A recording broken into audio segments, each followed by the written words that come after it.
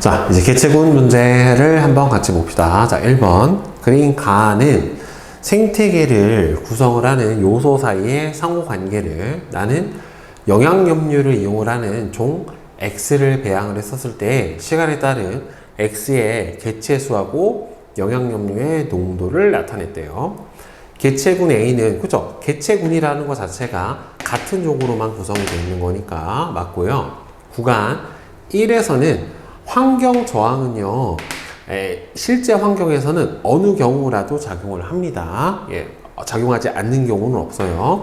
환경 저항이 여기에서 이제 최대가 되니까, 환경 수용력만큼의 개체수 이상으로 늘어나지 않는 것 뿐이지 환경 저항력이 없는 건 아니에요. 개체수가 있으면 무조건 환경 저항은 작용을 합니다.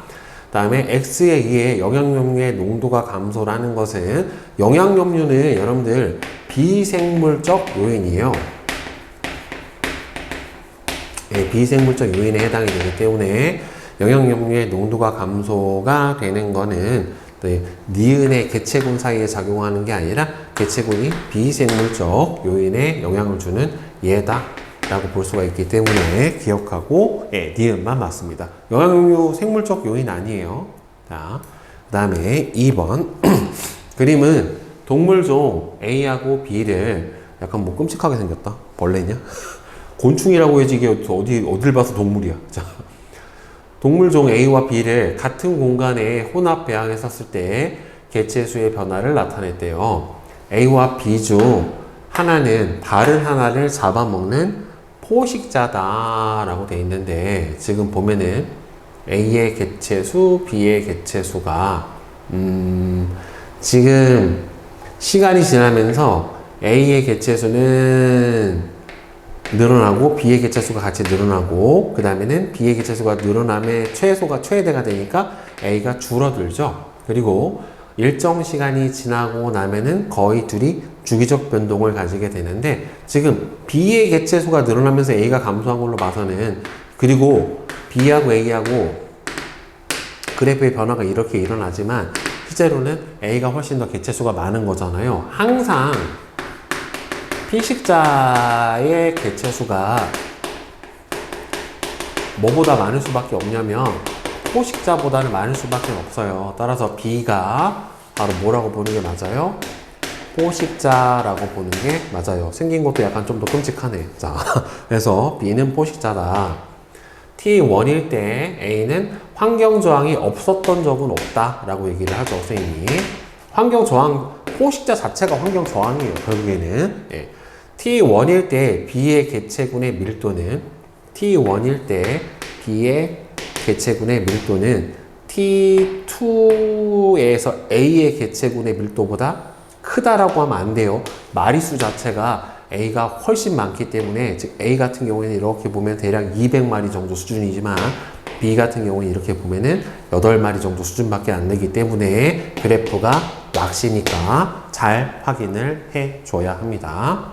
자, 그 다음에 3번 그림은 어떤 식물의 개체군의 시간에 따른 개체 수를 나타냈는데 이에 대한 설명으로 옳은 것은 환경 저항은 아무래도 개체 수가 많은 T2일 때가 적을 때보다 더 크게 작용을 해요. 따라 틀렸고 구간 1에서 개체군의 밀도는 서식지 면적분에 대한 개체 수가 밀도니까 개체 수가 늘어나고 있잖아요. 따라서 시간에 따라 증가하는 건 맞고 환경 수용력은 100보다는 크죠. 즉 여기에서 개체수가 일정하게 유지가 됐으니까 여기가 환경 수용력이니까 100보다는 큽니다. 그래서 니은하고 디귿이 맞고요. 자, 그 다음에 4번 그림은 생존 곡선 1형, 2형, 3형을 표는 동물종, 기역, 니은, 디귿의 특징과 생존 곡선 유형을 나타냈는데 A와 B는 1형과 3형을 순서 없이 나타냈고요. 특정 시기에 사망률은 그 시기 동안에 사망한 개체수를 그 시기가 시작된 시점에 총 개체수로 나눈 값이다 라고 되어 있는데 한꺼번에 많은 수의 자손을 낳으며 초기 사망률이 후기 사망률보다 높은 거는 3형에 해당이 되는 거고 그 다음에는 적은 수를 낳고 대형 포유류가 바로 1형에 해당이 되는 거고, 얘는 연령에 따른 사망률이 일정하게 나타나는 게 바로 다람쥐나 히드라에 해당하는 2형에 해당이 될 거예요. 따라서 B는 1형이다. 맞고, 디귿에서 B 시기 동안에 사망한 개체수, A 시기 동안에 사망한 개체수는 1이다. 이게 디귿에서 개체수 자체는 A 시기가 B 시기보다 훨씬 많아요. 이거 해봤자 뭐 한 2마리겠지만 여기서는 이렇게 줄어든 거는 한 200마리 정도 될 거기 때문에 1이 되는 게 아니에요. 사망률이 일정한 거지 사망 개체수는 초기가 높고 나중에 될수록 적어요. 개체수가 적어지니까 같은 비율로 줄어도 사망하는 개체수가 적어지는 게 맞는 겁니다. 항상 많이 나오는 거니까 사망률은 일정하지만 사망 개체수는 줄어든다. 그 다음에 대형 포유류와 같이 대부분의 개체가 생리적 수명을 다하고 죽는 종의 생존 곡선 유형은 여기서 몇에 해당이 되니까 1형에 해당이 되니까 맞는 거는 1번 밖에는 없을 거고요. 자, 그 다음에 5번. 그린 간은 동물종 A의 시간에 따른 개체 수를 나는 A의 상대 수명에 따른 개체 수를 나타냈대요. 지금 보니까 대형 포유류죠. 어렸을 때의 사망률이 거의 낮고 상대 수명을 다 하고 생물학적 수명을 다 하고 죽는 거니까 얘네들은 대형 포유류에 해당하는 개체들에 해당이 될 거예요. 특정 구간의 사망률에 대한 설명이 나와 있습니다. 자, 구간 1에서 A에 대한 환경 저항이 왜 작용을 안 해요? 환경 저항이 최대로 작용을 하고 있는 구간이 바로 1이에요.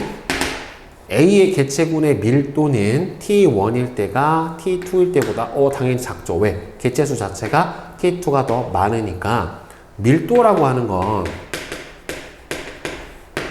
서식 면적에 대한 개체 수로 구해주는 거니까 T1일 때가 T2일 때보다 작죠. A의 사망률은 구간 2에서가 3에서보다 훨씬 더 작지. 여기서 많이 죽었잖아요. 결국에는. 그렇죠? 그렇죠? 그러니까 맞는 건 2번만 맞게 되고요. 자, 그 다음에 6번. 그림은 먹이 양이 서로 다른 두 조건 A와 B에서 종 A를 각각 단독 배양했었을 때 시간에 따른 개체수의 변화를 나타내는데 먹이의 양은 A가 B보다 더 많대요. 자, 구간 1에서 증가한 A의 개체수는 A가 B보다 당연히 많지. 지금 보면 더 많이 늘어났으니까. A의 구간 2에서 A에게 환경 저항이 당연히 작용을 하죠. 둘 다. 왜? 환경 수용력만큼에서 최대가 돼버렸으니까. B의 개체 수는 T2일 때가 T1일 때보다 뭐 당연히 많지. 여기서부터 지금 이렇게 늘어났으니까. 따라서 기억, 니은, 디귿이 다 맞고요. 7번.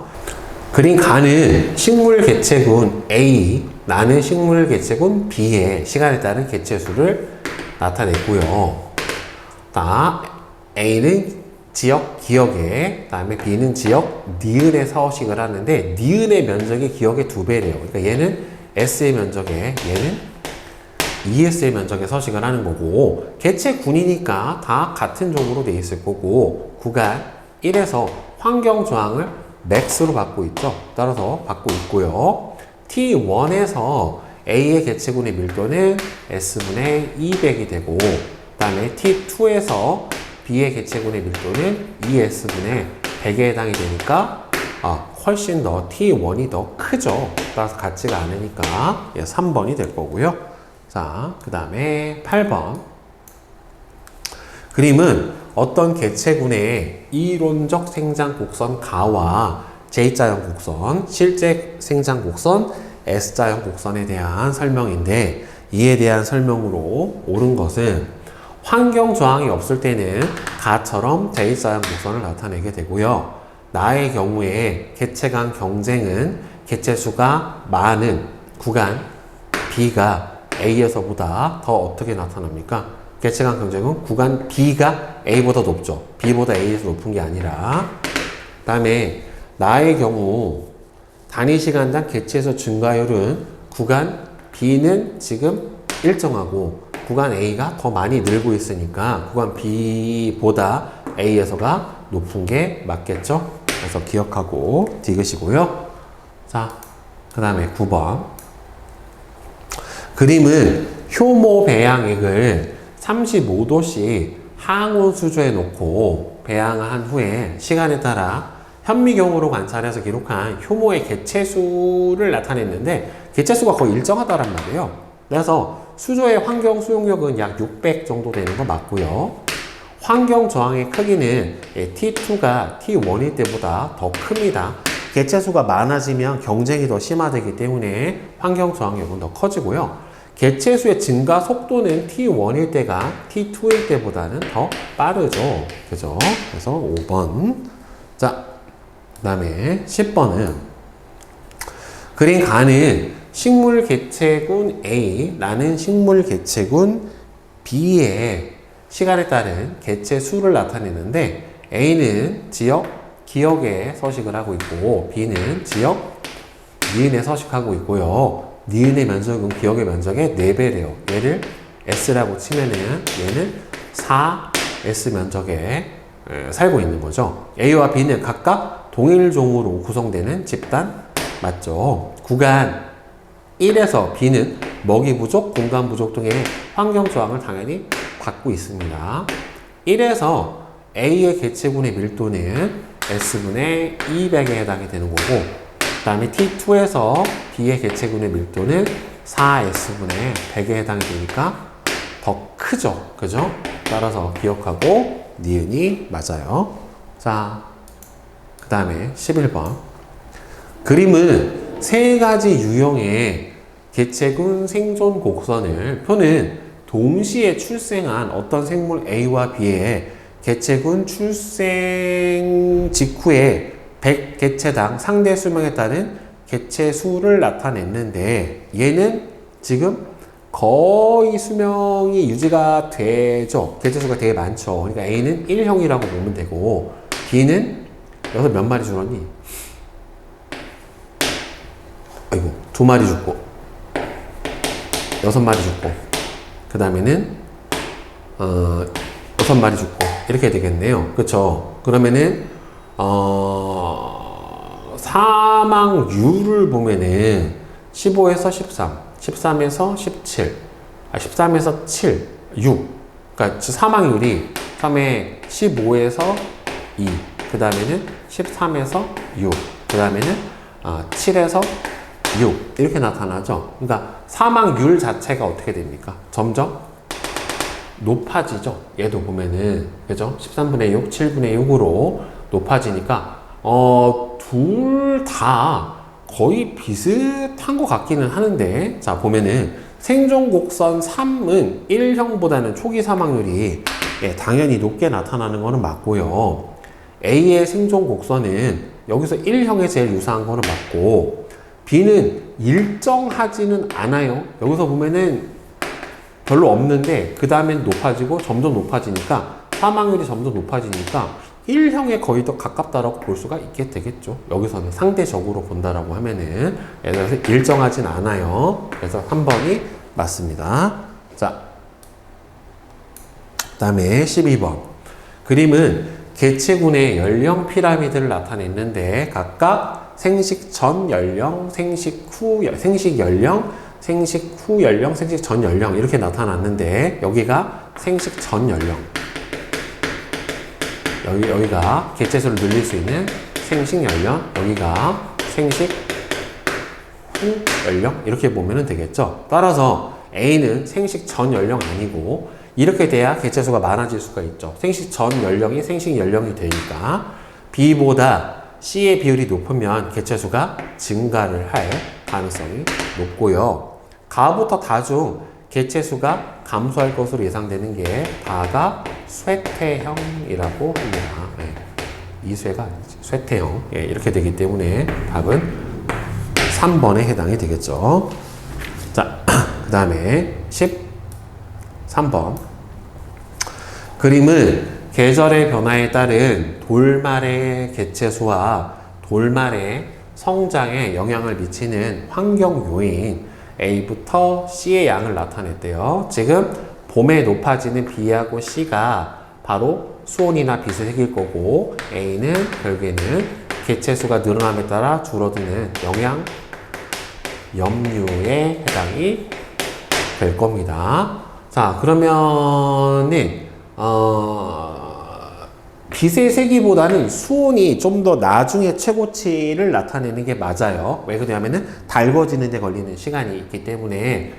따라서 그리고 빛의 세기보다는 수온이 여기서 겨울에 최저치가 나타나는 걸로 봐서는 빛의 세기는 B가 되는 게 맞고요. 겨울에 돌말의 개체수가 적은 주된 요인, 즉 제한 요인으로 작용이 되는 것은 영양염류는 충분하고 빛과 수온에 해당이 되겠죠. 그 다음에 기억에서 돌말의 개체수가 변하는 주된 요인은, 즉 돌말이 쭉 줄어들게 되는 주된 원인, 즉 제한 요인은 영양염류가 적어지기 때문에 그래요. 수온의 상승이 아니라 영양염류의 감소가 되겠죠. 수온이 상승해서는 올라가야지, 여기처럼. 그치? 영양염류의 부족이 제한 요인인 거죠. 답은 1번이 될 거예요. 자, 그 다음에 14번 봅시다. 개체군 내 상호작용. 그림은 생태계를 구성하는 요소 사이의 상호관계를 표는 상호작용의 예를 나타내는데, 가와 나는 순위제와 텃새를 순서 없이 나타냈대요. 둘 다 개체군 내의 상호작용이죠. 자, 갈색 벌새는 꿀을 확보하기 위해 다른 갈색 벌새가 서식하는 공간에 접근하는 것을 막는 것은 텃새에 해당이 되는 거고요. 유럽산 비둘기 무리에서 서열이 높은 개체수로 무리의 가운데 위치를 차지한다. 이거는 순위제에 해당이 돼요. 그러면 가는 텃새가 맞고 나는 상호작용이 개체군 내 상호작용이기 때문에 기억에 해당이 되고, 거북이의 성별이 발생 시기 아래 주변 온도에 의해서 결정이 되는 것은 비생물적 요소가 생물적 요소에 영향을 주는 디귿이다 라고 볼 수가 있습니다.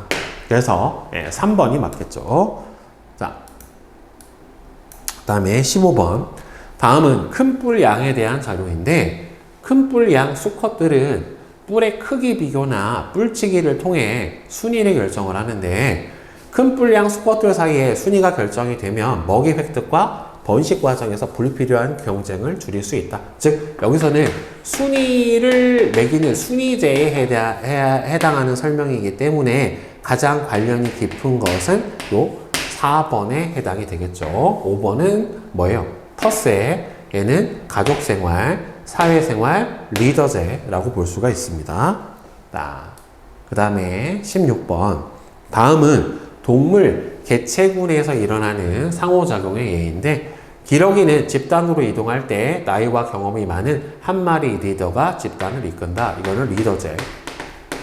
일본 원숭이는 힘의 서열에 따라서 개체군 간의 순위를 정하는, 이거는 순위제에 해당이 돼요. 따라서 이런 것들은 개체군 간의 불필요한 경쟁을 줄일 수도 있고, 서로 다른 개체군이 아니라 같은 개체군 내 상호작용에 해당이 되니까 틀렸고, 개체군 내에 공통적인 특징은 얘는 리더제는 순위가 없어요. 한 마리만 리더인 거고 얘가 순위가 정해지는 거기 때문에 둘의 공통적인 특징은 아니다 라고 볼 수가 있겠지요. 그죠? 자, 그 다음에 17번. 그린 가는 안정한 생태계에서 눈신 토끼와 스라소니의 연도에 따른 개체수의 변화, 즉 얘네 둘은 포식, 피식이잖아요. 그렇죠? 그러면 개체수가 얘는 적고 얘는 많지, 곱하기 1000마리니까 따라서 B가 스라소니에 해당이 될 거고요. 그 다음에 A가 눈신 토끼에 해당이 될 거예요. 이거 잘 봐야 돼요, 자료를. 얘는 눈신 토끼에 해당이 될 거고, 포식, 피식이기 때문에 포식자의 개체수하고 피식자의 개체수는 주기적 변동을 나타나게 된단 말이에요. 그러면 A는 눈신 토끼인 거 맞고요. 구간 1. 구간 1은 지금 보면은 어차피 A가 토끼고 B가 스라소니인데 지금 스라소니의 개체수가 줄어서 토끼의 개체수가 늘어나고 있는 상태에 해당이 되는 거니까 포식자가 줄고 피식자는 늘어나는 상태에 해당이 되는 거잖아요. 그렇죠? 그러니까 결국엔 여기서는 리을에 해당이 된다라고 볼 수가 있나? 구간 1은 기억. 구간 1. 그래프가 선생님이 잘 안 보인다. 구간 1. 구간 1은 B의 개체수하고 피식자하고 포식자 상대값이 구간 1 이건가? 지금 이렇게 여기까지 봐야 되겠네. 그러면 둘 다 늘어나네요. 그러면 기억이 맞네요. 자, 그 다음에 구간 2는 포식자의 개체수가 늘어나서 피식자의 개체수가 줄어드는 단계에 해당이 되는 거니까 포식자는 늘고 피식자가 줄어드는 니은에 해당이 되겠죠. 틀렸네요. 그래서 기억하고 니은 3번이 맞겠죠. 자, 그 다음에 18번 그림은 개체군의 생존 곡선을 나타냈는데 A형과 B형에 속하는 생물 B형 같은 경우에는 대형 포유류죠. 네. 대형 포유류 아무거나 쓰면 되지. 그다음 A 같은 경우에는 어류 또는 폐류, 어폐류에 해당이 돼요. A와 B형의 생존 곡선의 차이가 나는 까닭은 이 대형 포유류 같은 경우에는 어린 유아기 시절, 유아기 때 부모의 보호를 받기 때문에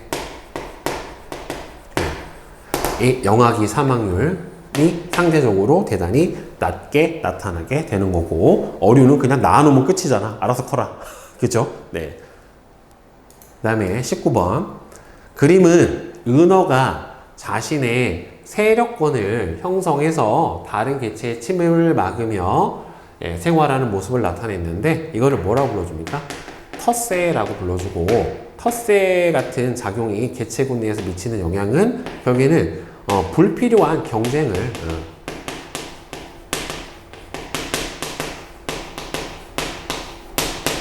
줄여준다라고 볼 수가